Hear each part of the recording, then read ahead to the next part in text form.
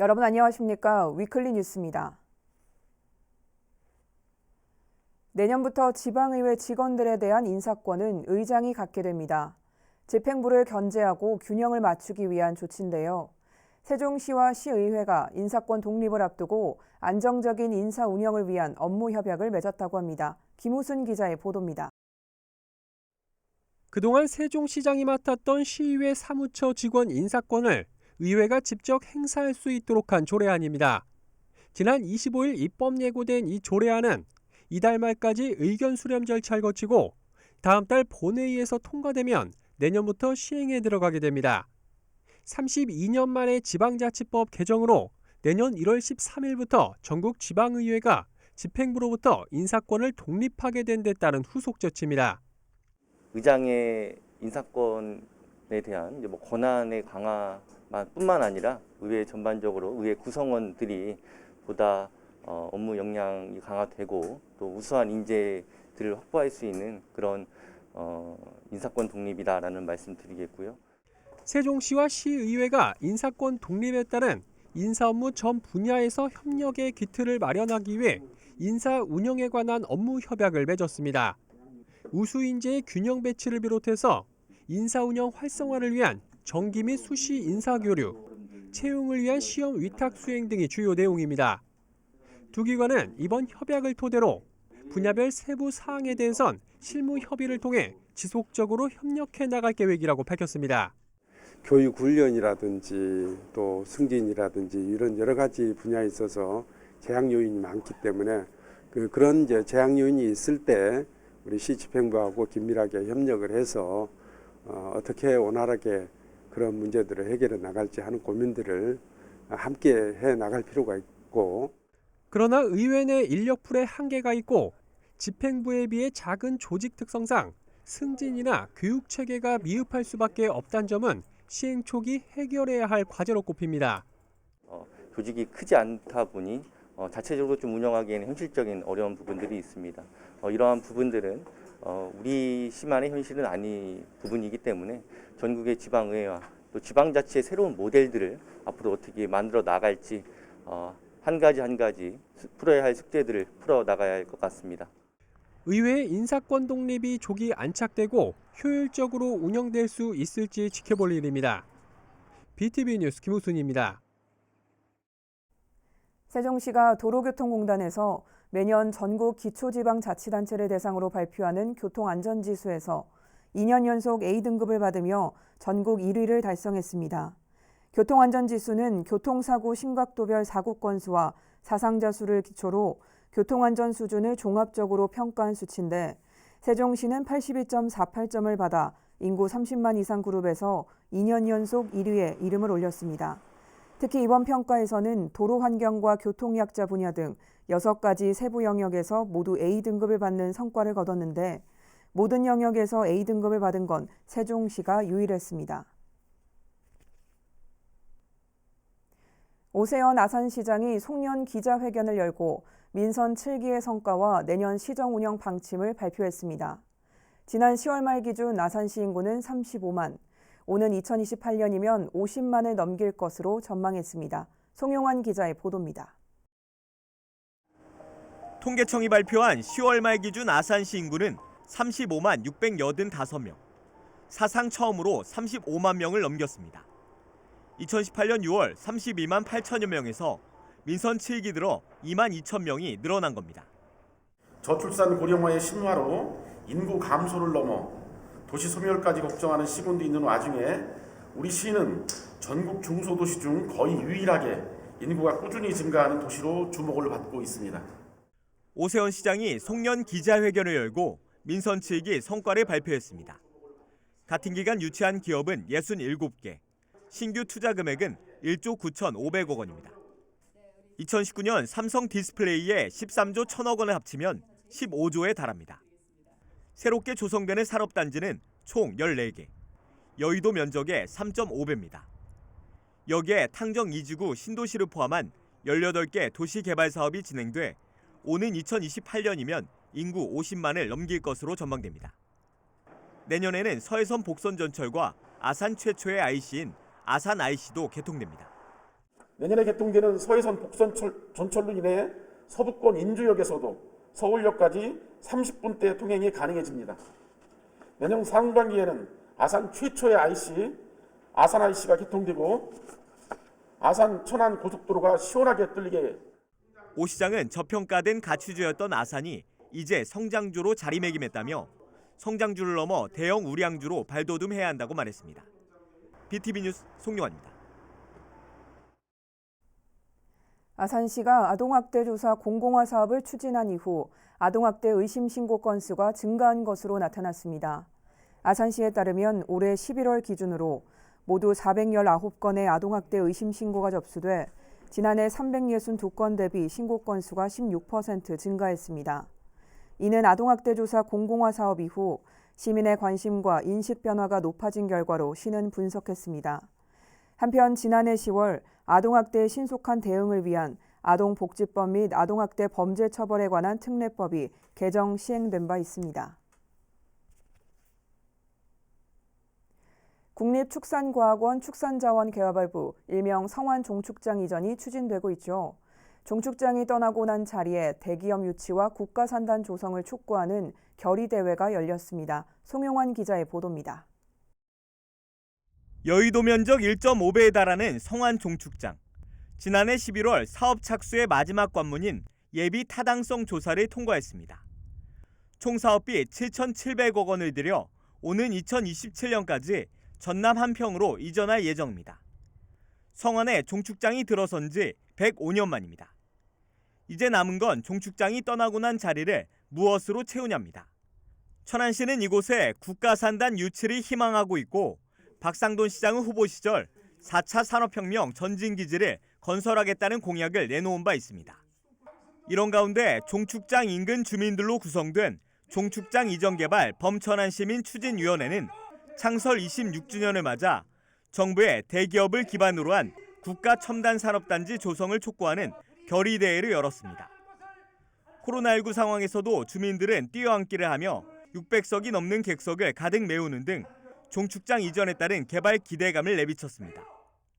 4차 산업 세계 초인류 대기업을 유치하고자 합니다. 그리고 127만 평 외곽 주변부를 주거단지, 상업단지, 위락단지 등 신시가지 뉴타운을 건설해서 우리 천안을 획기적으로 천지개벽시키고자 하는 것이 우리 주민들의 소원이고 바람이고. 한편 종축장 이전 부지인 전남 한평에서는 토지 보상과 본설계를 거쳐 오는 2023년 이전 시설 착공에 들어갈 계획입니다. BTV 뉴스 송용환입니다. 지난해 기준 천안 지역 전통시장과 삼정가 조사 결과가 발표됐습니다. 이번 조사에 따르면 지난해 천안은 전년도보다 사업체가 228개 늘었습니다. 중앙시장이 367개로 가장 많았고 신부 문화거리가 327개로 그 뒤를 이었습니다. 사업체 대표자의 성별은 여성이 52.1%로 더 많았고 연령대는 근소한 차이로 50대, 60대, 40대 순이었습니다. 장애인과 국가유공자 등 법정 감면 대상 차량은 천안시 시설관리공단이 운영하는 공영주차장 12곳에서 확인 절차 없이 주차 요금을 감면받게 됩니다. 공단은 행정안전부 공동이용 시스템을 이용해 감면 대상 차량의 번호를 자동으로 인식하는 시스템을 구축했습니다. 이달까지 시범 운영을 거친 뒤 내년 1월부터는 천안 지역 모든 공영주차장으로 확대 시행할 계획입니다.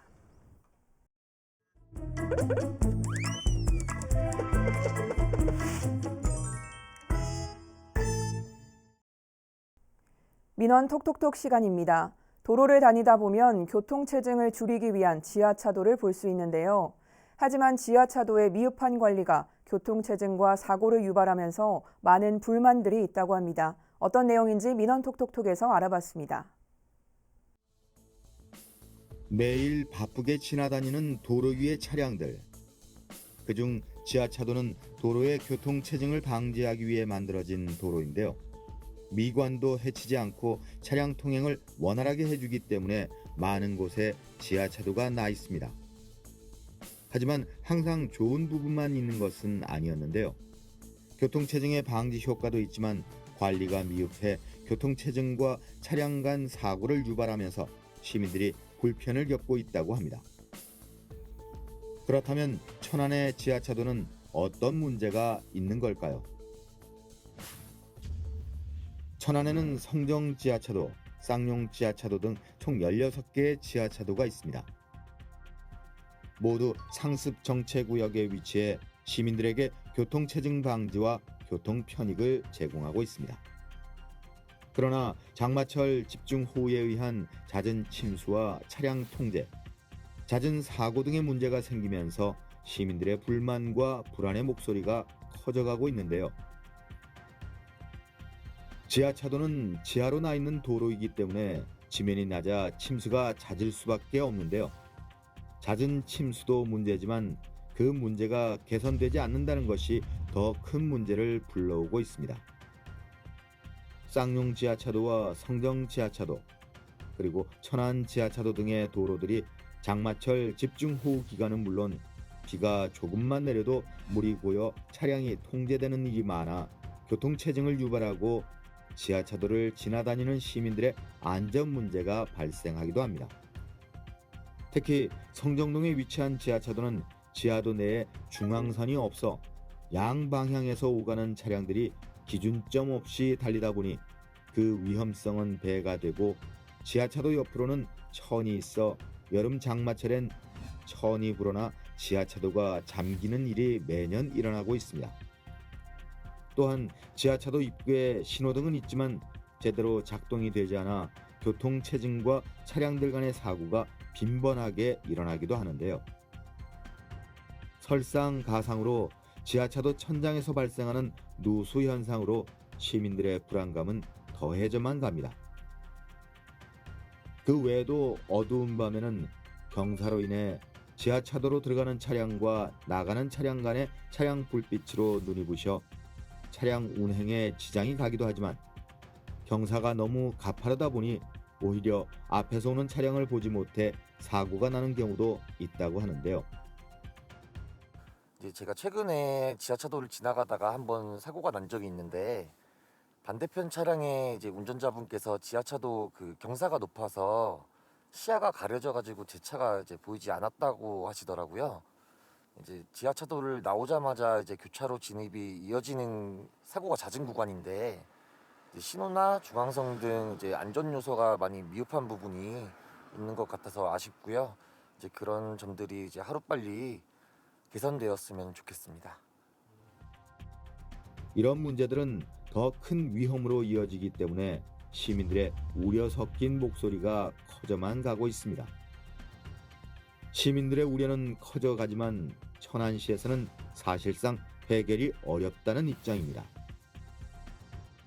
신호등은 경찰서에서 심의해서 네. 신호등 설치가 가결이 돼야 저희가 설치를 하는 거거든요, 시에서.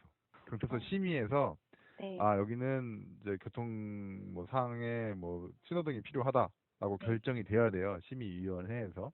그래서 저희가 임의적으로 여기는 한다 안 한다 답변을 드릴 수는 없는 거거든요, 신호등 설치는. 그거는 철도청 시설물이 그것 때문에 그런 거거든요. 이거는 저희 시에서 조치해야 될 게 아니라 철도청 관리공단에서 조치를 해야 되는 상황이에요. 시민들과 차량의 원활한 교통을 위해 만들어진 지하차도. 시민들의 반복되는 걱정과 우려 속에 지하차도가 제 기능을 상실하지 않기 위해 기관의 많은 관심과 개선으로 모두가 마음 놓고 다닐 수 있는 지하차도가 되길 기대해 봅니다. 세종시에 첫 로컬푸드 직매장이 생긴 지도 어느덧 6년이 넘었습니다. 그 사이 누적 매출액은 약 1,500억 원에 이르고 회원 수도 9배나 늘었다고 하는데요. 이러한 추세에 힘입어 3, 4호점 건립도 탄력이 붙고 있습니다. 김우순 기자의 보도입니다. 지난 2015년 9월 처음 개장한 세종시 로컬푸드 직매장 1호인 싱싱장터 도담점. 이후 2년 4개월이 지난 2018년 1월에 2호점인 아름점까지 문을 열었습니다. 이 두 곳에서 지금까지 올린 누적 매출액은 지난달 말 기준 1,471억 원에 이릅니다. 또 로컬푸드 참여농가도 2015년 218농가에서 현재 954농가로 4.4배 늘었고 소비자 회원수도 2015년 6,100여 명에서 현재 55,500여 명으로 9배나 증가했습니다. 이런 추세에 힘입어 3, 4호점 건립도 본격 추진 중입니다. 먼저 속도를 내고 있는 건 새롬동에 들어서는 3호점. 새롬 종합복지센터 인근 2,500여 제곱미터 부지에 지상 3층 규모로 건립될 예정으로 지난 1일 공사 시작을 알리는 착공식이 열렸습니다. 이곳 1층엔 로컬푸드 직매장이, 2층엔 로컬푸드 가공소와 사무실, 3층엔 도서관과 교육실을 각각 배치하는 등 로컬푸드 직매장과 가공 공간뿐만 아닌 어린이와 여성을 위한 복합 공간으로 꾸며질 예정입니다. 로컬푸드 가공소 2층에 세워지는 그 창업 공간입니다만은 이 가공소가 주변 상권과 충돌하지 않는 범위 내에서 지역 농산물을 테마로 한 창업 공간이 될 수 있도록 잘 준비하겠습니다. 그리고 부모가 농산물을 구매하는 동안 어린이는 도서관 등에서 안전하고 행복하게 머무를 수 있도록 하는 등 여성 친화도시 또 아동 친화도시에 걸맞게 운영토록 하겠습니다. 아울러 로컬푸드 직매장 4호점 역시 소담동 일원 환승주차장 부지에 복합시설로 건립할 예정으로 내년 7월 착공해 2023년 말 완공을 목표로 추진되고 있습니다. BTV 뉴스 김우순입니다.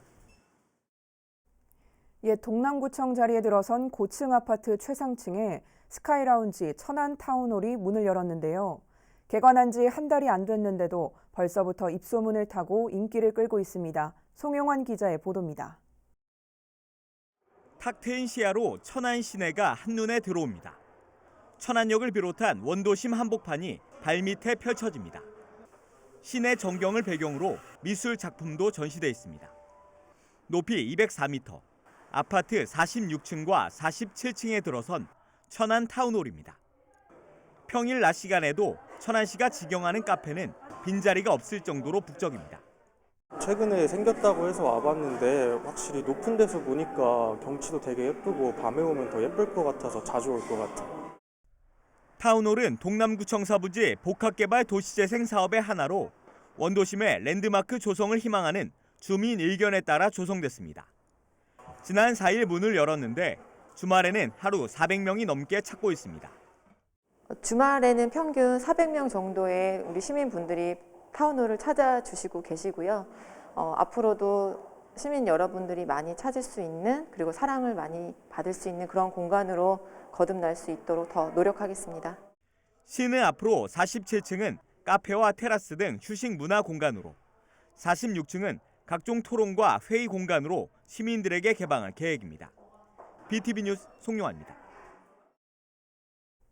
세종시 해밀동에서 중학교와 고등학교를 통합한 학교가 등장한 이후 바로 옆 산울리에서는 초등학교와 중학교를 통합한 학교 설립이 추진되고 있습니다. 이러한 통합학교 운영이 학력 인구 감소에 따른 새로운 학교 설립 대안으로 떠오르고 있지만 지역에서는 반대 목소리도 만만치 않습니다. 김호순 기자의 보도입니다. 도시개발이 한창인 세종시 6-3상하권 산울리입니다. 전체 7,600여 세대가 입주할 예정으로 2024년 캠퍼스 고등학교를 시작으로 이듬해까지 초등학교와 고등학교 각각 한 곳, 그리고 세종시 첫 초중통합학교 한 곳이 순차적으로 문을 열 예정입니다. 이 중 최근 이슈가 되고 있는 건 초중통합학교, 일명 산울 초중통합학교인데 세종시 교육청은 당초 각각의 초중학교를 설립할 계획이었지만 두 차례 연속 중앙투자심사에서 고배를 마시면서 통합학교 신설로 계획을 바꿨습니다. 학령 인구가 지속적으로 줄고 있는 상황에서 한 명의 교장이 초등학교와 중학교를 모두 관할하고 운동장과 강당 등 각종 시설을 함께 사용하는 등의 이점이 있는 통합학교 신설을 정부가 선호하고 있기 때문입니다. 세종시 최초가 될 초중통합학교 신설은 내년 1월 열리는 중투심사를 통과하면 설립이 최종 확정됩니다. 산울 초중학교는 세종시 최초로 설립되는 초중통합학교인 만큼 장점은 극대화하고 단점은 최소화하도록 교육 공동체와 고민과 의견을 함께 나누어 나가겠습니다. 그러나 통합학교 신설을 반대하는 목소리도 큽니다. 세종시는 다른 지역과는 달리 학령 인구가 늘고 있고 초중 통합 운영으로 학교 폭력 문제 등이 발생할 수 있다는 우려에서입니다. 이 때문에 일부 입주 예정자들을 중심으로 통합학교 설립 반대 탄원서도 제출된 상태입니다. 세종시 교육청은 난감하다는 입장이지만 개교 준비 과정에서 학부모들이 우려하는 점에 대해선 철저히 대비하도록 하겠다고 밝혔습니다. 초등학교와 중학교 간 시설 간섭을 최소화하고 학생 동선을 분리하는 방안을 마련하였으며 이어지는 초중통합학교 운영 사례 추가 사례 분석을 통해 2만 5천 평방미터의 넓은 부지에 세워지는 산울 초중학교가 미래형 특화학교로 설립되도록 할 방침입니다. 한편 산울 초중통합학교는 초등학교 19학급, 중학교 34학급 등 모두 53학급 1,275명 규모로 추진 중입니다. BTV 뉴스 김우순입니다. 코로나19와 추운 날씨도 노란 조끼를 입은 이들의 봉사 열정을 막지는 못했습니다. 대한적십자사 봉사회원 200여 명이 천안에서 소외계층을 위한 김장 봉사를 실시했다고 하는데요. 나눔의 현장 송용환 기자가 다녀왔습니다. 절인 배추에 빨간 양념을 넣고 쓱쓱 버무립니다. 속을 가득 채운 김치가 상자에 차곡차곡 쌓입니다. 노란 조끼를 입은 천사, 천안 지역 적십자 봉사 회원들이 한자리에 모였습니다.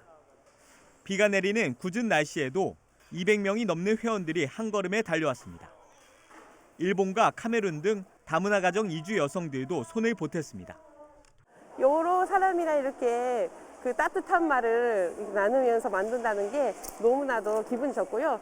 이 김치가 또 독거노인분들이나 어려운 분들에게 다 가는 거잖아요. 그게 너무나도 마음이 뿌듯하고 기분 좋습니다. 이날 적십자 봉사 회원들이 담근 김치는 무려 13톤. 1,300상자에 담겨 천안 지역 31개 읍면동에 골고루 전달됩니다. 시에서 4천만 원과 우리 자비 1,000만 원을 보태서 5천만 원을 가지고 이 행사를 하게 된 취지고요. 이 김장 봉사는 31개 읍면동에 골고루 독거노인과 저소득층에 나눠줄 코로나19의 겨울 추위를 앞둔 이웃들에게 훈훈한 마음도 함께 전해지길 바라봅니다. BTV 뉴스 송용환입니다. 코로나19로 가장 힘든 시기를 겪고 있는 사람들 중 한 명이 바로 영세식당을 운영하는 소상공인이죠. 이들을 지원하기 위한 민간 협력단체가 세종시에서 출범했습니다. 과연 어떤 단체이고 어떤 방식으로 지원하게 되는 건지 김우순 기자가 취재했습니다. 코로나19로 힘든 시기를 겪고 있는 소상공인을 지원하는 이른바 세종 원팀이 출범했습니다. 민관이 협력 사회공헌 체계를 구축해 소상공인과 취약계층을 지원하는 역할을 하게 되는데 기업 주도로 이뤄지는 광화문 원팀과 달리 지자체 중심으로 진행되는 건 세종이 최초입니다. 세종 원팀은 민간 기업이 하나된 마음으로 협력하여 지역사회 공통 문제 해결과 코로나19로 힘든 시기를 겪고 있는 소상공인들의 어려움을 해결하기 위하여 구성된 팀입니다. 이번에 세종 원팀에 참여하기로 한 기관은 정부 부처 13곳을 비롯해 지자체 3곳, 국책연구기관 16곳 등 모두 46곳에 이릅니다. 이들 기관은 앞으로 매달 한두 차례씩 우리 동네 도시락 먹는 날을 지정해 세종 원팀에 등록된 영세식당 15곳에서 도시락을 주문할 예정입니다. 행정안전부는 세종 원팀이 광화문에 이어서 세종시에도 성공적으로 운영되고 더 많은 지역에서 사회공헌 활동들이 이루어질 수 있도록 적극 지원하도록 하겠습니다. 참여기관에선 모바일 앱 나눠정을 통해 도시락을 주문해 먹거나 또는 기부 여부를 선택하게 되는데 기부를 선택하면 자원봉사자를 통해 취약계층에 전달하는 방식으로 진행됩니다. 이를 통해 소상공인을 돕는 것은 물론 지역 상생의 가치를 높이는 계기가 될 전망입니다. 이런 때에 세종 원팀이라는 민관이 협력하여 소상공인 살리기를 위해 함께 한다는 소식을 접하여 매우 희망과 기쁨을 느낍니다.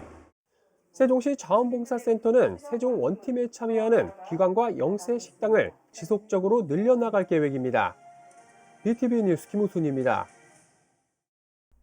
천안시는 농어민 수당 2차분 47억 원을 천안사랑카드로 지급했습니다.